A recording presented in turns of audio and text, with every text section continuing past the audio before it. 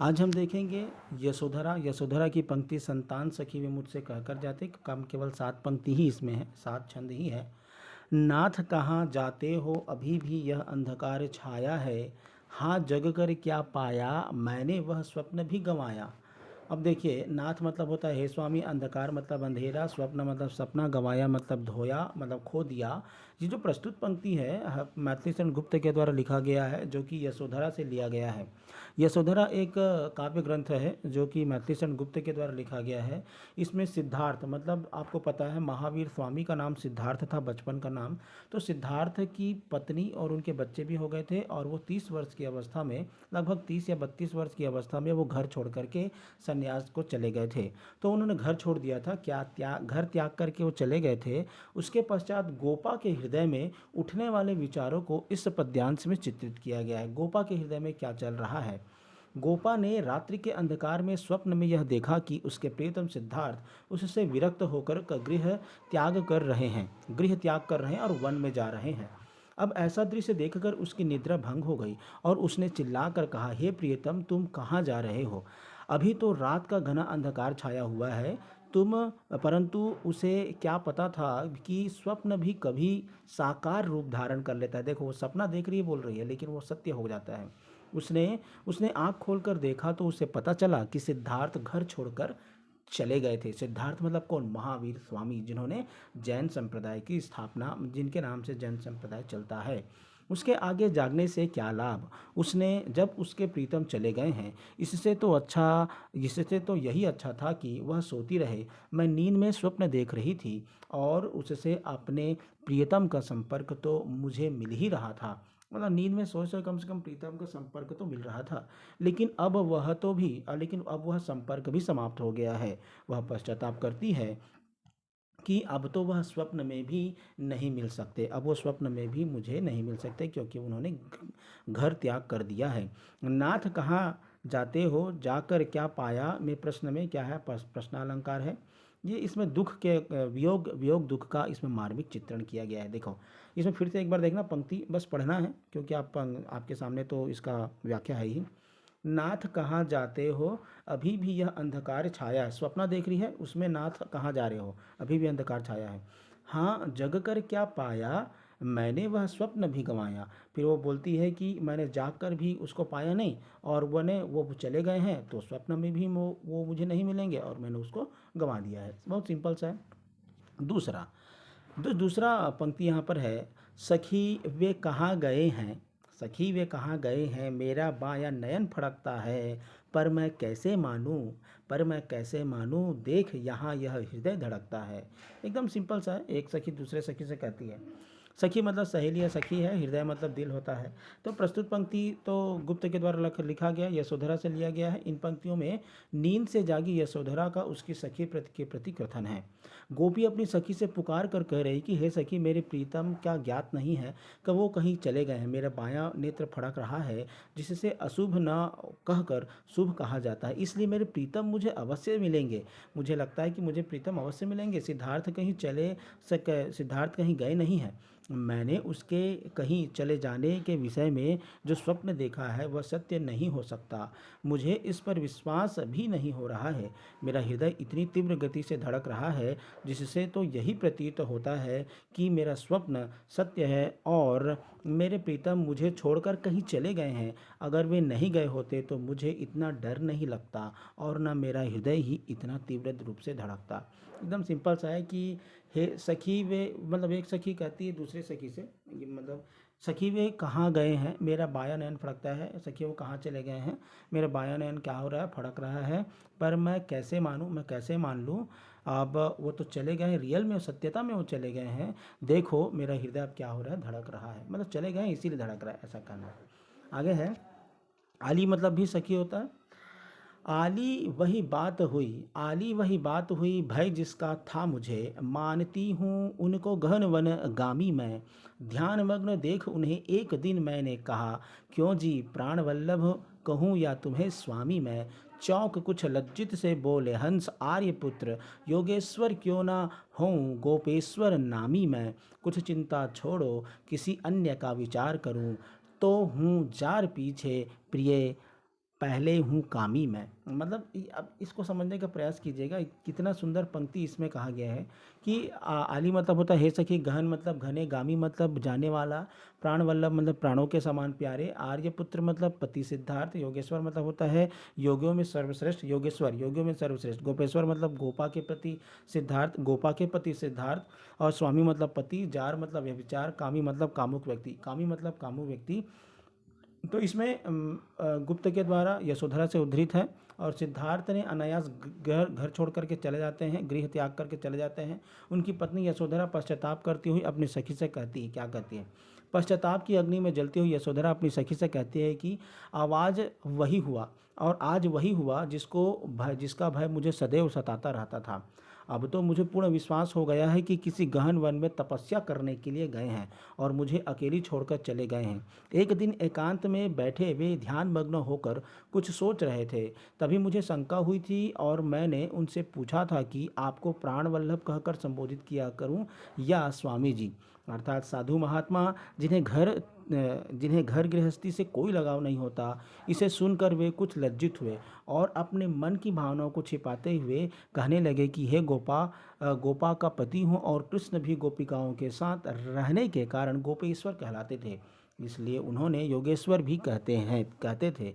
इस प्रकार जब कृष्ण गोपिकाओं के साथ रहने पर योगेश्वर कहला सकते हैं, तो मैं योगेश्वर क्यों नहीं बन सकता? जिस प्रकार कृष्ण ने प्रणयी और योगी दोनों नामों को चरितार्थ किया था, उसी प्रकार मैं भी कर सकता हूँ। लेकिन तुम्हें इसकी चिंता नहीं करनी चाहिए, क्योंकि मैं तुम्हें छोड़कर कहीं नहीं जाऊंगा। इसलिए अब तुम इस विषय को चर्चा छोड़कर किसी अन्य विषय पर बातचीत करो, और यह निश्चित रूप से समझ लो कि तुम्हारा प्रेमी पहले हूँ, और अर्थात व्यभिचारी बाद में, जार अर्थात व्यभिचारी बाद में। इसी प्रकार आगे की पंक्ति है, कह आली क्या फल है अब तेरी उस अमूल्य सज्जा का, मूल्य नहीं क्या कुछ भी मेरी इस नग्न लज्जा का। आली मतलब होता है सखी, अमूल्य मतलब जिसका मूल्य आंका ना जा सके, सज्जा मतलब होता है श्रृंगार, लज्जा मतलब लाज शर्मा। प्रस्तुत कवि जो है यशोधरा से लिया गया है, और इसमें अपनी पत्नी यशोधरा की सखी से कहती है, उसकी पत्नी है यशोधरा की सखी से कहती है, यशोधरा अपनी सखी से कहती है कि अब उसके स्वामी गृह त्याग करके चले गए हैं, तो फिर मेरा यह सज्जा है, सजाने से क्या लाभ? मेरा यह सोने का बिस्तर है, सजाने से क्या लाभ? जब तक वे यहाँ थे तब तक तो उनके जीवन को सुखी बनाने के लिए यह सुंदर सैया और मेरे बनाव श्रृंगार का कुछ महत्व था, लेकिन उनके यहाँ से चले जाने के पश्चात मुझे इस विलासपूर्ण जीवन की ओर आकर्षित करने का प्रयत्न मत करो। अब तो मैं अपनी लज्जा की रक्षा सरल और आडंबर रहित जीवन से कर सकती हूँ। एक पतिव्रता नारी को अपनी लज्जा की रक्षा करना नितांत आवश्यक है, और यह उसके पति की अनुपस्थिति में केवल साधारण वेशभूषा में ही हो सकती है। पति के बिना सुखमय जीवन मुझे अच्छा नहीं लगता, इसलिए तुम मुझे ऐसे ही रहने दो, है ना। कह आली क्या फल है अब तेरी उस अमूल्य सज्जा का, मूल्य नहीं क्या कुछ भी मेरी इस नग्न लज्जा का। आगे 5 नंबर है, सिद्धि हेतु स्वामी गए हैं, सिद्धि हेतु स्वामी गए यह गौरव की बात, पर चोरी चोरी गए यह बड़ा व्याघात। सखी वे मुझसे कहकर जाते, कह तो क्या मुझको वे अपनी पथ बाधा ही पाते, मुझको बहुत उन्होंने माना फिर भी क्या पूरा पहचाना, मैंने मुख्य उसी को जाना जो वे मन में लाते, सखी वे मुझसे कह कर जाते। मतलब वो सखी से कहते हैं कि सखी कम से कम मुझे को बता के तो जाना था, इतनी सिद्धि के लिए गए हैं, चोरी चोरी गए हैं, तो ये तो आघात लगा के चलेगा। सिद्धि हेतु मतलब मुक्ति प्राप्त करने के लिए, व्याघात मतलब चोट करके, पथ बाधा मतलब मार्ग की रुकावट, मतलब वो अपनी पत्नी को पथ बाधा मान रहे थे, मार्ग की रुकावट मान रहे थे अपनी सिद्धि में, इसीलिए छोड़कर चलेगा। प्रस्तुत पंक्ति जो है गुप्त के द्वारा लिखा गया, यशोधरा से लिया गया है। इसमें सिद्धार्थ के द्वारा जो घर छोड़कर चले जाने के बाद यशोधरा पश्चाताप करती हुई अपनी सखी से कहती है, उसका वर्णन है। यशोधरा कहती है, अब यशोधरा अपनी सखी से कह रही है कि यदि मेरे स्वामी मुझसे कहकर गृह त्याग करते तो मुझे कोई कष्ट न होता, परंतु वे बिना मुझे बताए चले गए हैं। इससे मुझे बड़ा दुख हो रहा है। मेरे स्वामी यद्यपि एक महान उद्देश्य की पूर्ति हेतु गए हैं, जो मेरे लिए गौरव की बात है। उन्हें इस बात की आशंका थी कि अगर वे मुझसे मिलकर जाते तो मैं उन्हें रोक लेती और उनके मार्ग में बाधा उपस्थित कर देती। हे सखी, मेरे प्रीतम ने मुझे सदैव बहुत आदर और मान दिया है, परंतु मुझे इस बात का दुख है कि वे मुझे पहचान न सके, अन्यथा वे इस तरह चुपचाप कभी नहीं जाते। मैं अपने प्रीतम को अपने संतोष के लिए कभी भी असंतुष्ट करने का प्रयत्न नहीं करती। मैंने तो सदैव उनकी इच्छाओं को पूर्ण करने का प्रयत्न किया है। मेरे द्वारा ऐसे व्यवहार करने पर वो मेरे द्वारा ऐसे व्यवहार करने पर भी वे मुझे बिना कहे छोड़कर चले गए। आगे है, स्वयं सुसज्जित स्वयं सुसज्जित करके क्षण में प्रियतम को प्राणों के प्रण में हमी भेज देती है रण में। छात्र धर्म के नाते सखी वे मुझसे कहकर जाते, हुआ ना यह भी भाग्य अभागा, किस पर विफल गर्व अब जागा, जिसने अपनाया था त्यागा, रहे स्मरण ही आते, सखी भी मुझसे कहकर जाते। यहाँ पे सुसज्जित मतलब अच्छी तरह से सजाया हुआ, अच्छी तरह से सजाना। पण मतलब होता है दाव लगाना, रण मतलब युद्ध क्षेत्र, छात्र धर्म मतलब तो क्षत्रियों का धर्म, जो रण क्षेत्र है युद्ध करना, ये उनका क्षत्रियों का धर्म है।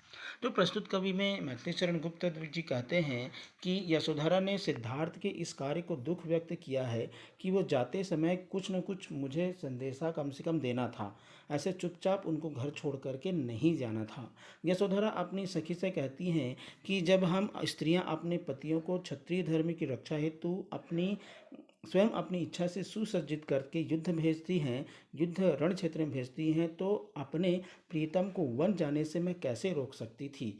यदि उनका कहना है, उनकी पत्नी का, यदि अगर सिद्धार्थ मुझसे कह कर जाते कि मैं वन जाऊंगा और वो तपस्या करूंगा, तो मैं उन्हें खुशी खुशी में उनको क्या करता, भेजती, खुशी खुशी उनको भेजती। मैं खुशी से वन जाने की आज्ञा प्रदान कर देती, लेकिन इस अभागिन को यह सुअवसर न प्राप्त हो सका कि वह अपने पति को सुसज्जित करके प्रसन्नतापूर्वक सिद्धि प्राप्त करने के लिए भेजकर गौरवान्वित होती।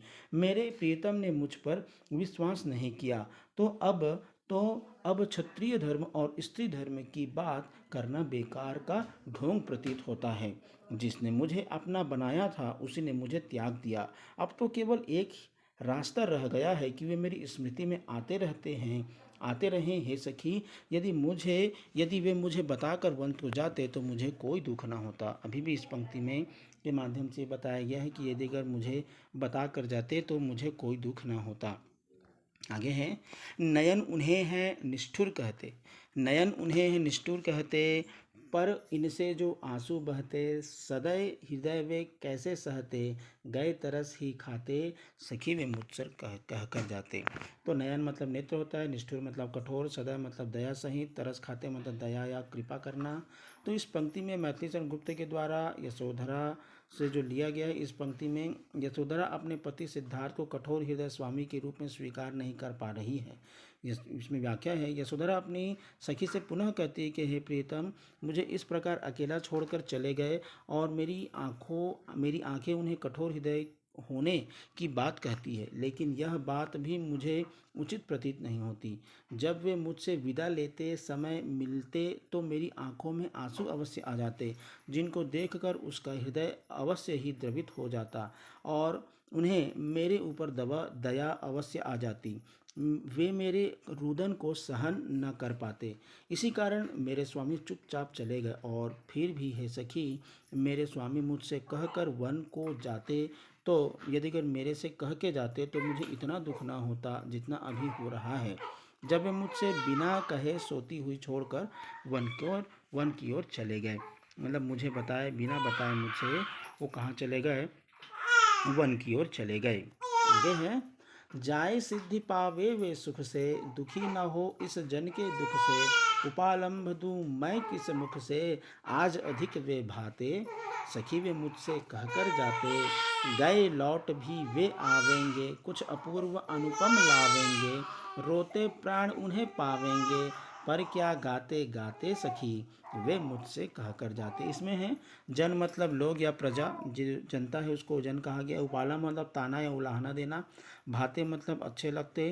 अपूर्व मतलब नवीनता के लिए, सुंदरता। अनुपम मतलब जिसकी कोई उपमा न दी जा सके, अद्वितीय। इसमें पंक्तियों में यशोधरा के दुख का चित्रण है और उसके पति वन जाते समय उसके कह कर नहीं गए, उसी का दुख उसकी पत्नी को है। यशोधरा कहती है कि अब कुछ सोचने से क्या लाभ। वे जिस कार्य के लिए वन गए हैं, भगवान उनका कार्य में सफलता प्रदान करे। मैं उन्हें अब किसी बात का उलाहना भी नहीं देना चाहती, क्योंकि वे अब मुझे पहले से भी कहीं अधिक प्रिय लगने लगे हैं।